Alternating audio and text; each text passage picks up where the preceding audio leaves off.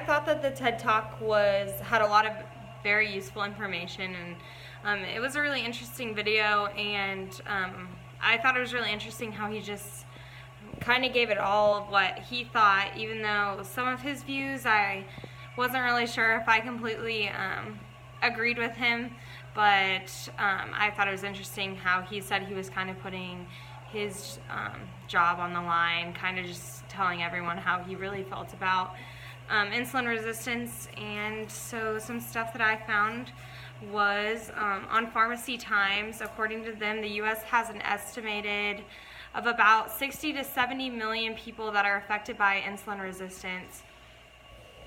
And it also said that so it can affect anyone at any age, but the statistics reported that more than 40% of individuals older than 50 years old may be at risk, a higher risk for insulin resistance.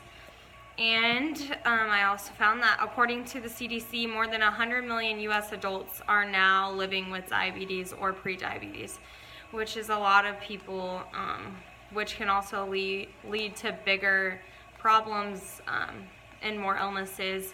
And it also stated that in 2016, the prevalence of obesity was 39.8% and affected about 93.3 million U.S. adults, which is important because it leads to many diseases such as heart disease and strokes and type 2 diabetes and even some types of cancer, which can potentially lead to death. Also, because of obesity, there are very high medical expenses every year. So people who are obese on average end up paying about $1,500 more than someone who isn't obese. And estimated annually, the U.S. spends about $147 billion, according to CDC in 2008, on medical costs. Overall, men and women with college degrees had lower obesity prevalence than those with less education, which I thought was interesting, not necessarily because they aren't smart or intelligent about stuff, but the topic, I think it's very important to be aware of it. And some people who have been in college have possibly heard it in classes or have just been made more aware of it. So I think it's really important, if we want this problem to end, just to let people be aware of it so that they can potentially realize what causes it and help regulate their diet more to help with it. So glucose is found in a lot of the foods we eat every day, such as breads, rice, pasta, potatoes, vegetables, fruit, sugar, yogurt, and milk.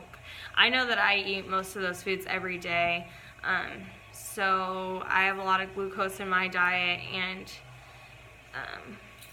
not necessarily excess glucose, but eating all of those foods every day can lead to a lot of glucose in our diet, especially as Americans. I feel like those are very common foods that you can find really in any restaurant, any store.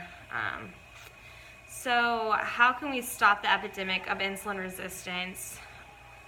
So right now we can't really do much about if you inherited it, glucose, but we can monitor our diets and help with the next generation. And I think being aware of it and spreading awareness to everyone and making sure you know what we eat and regulating what is presented in front of us in our everyday life and making others aware is really important.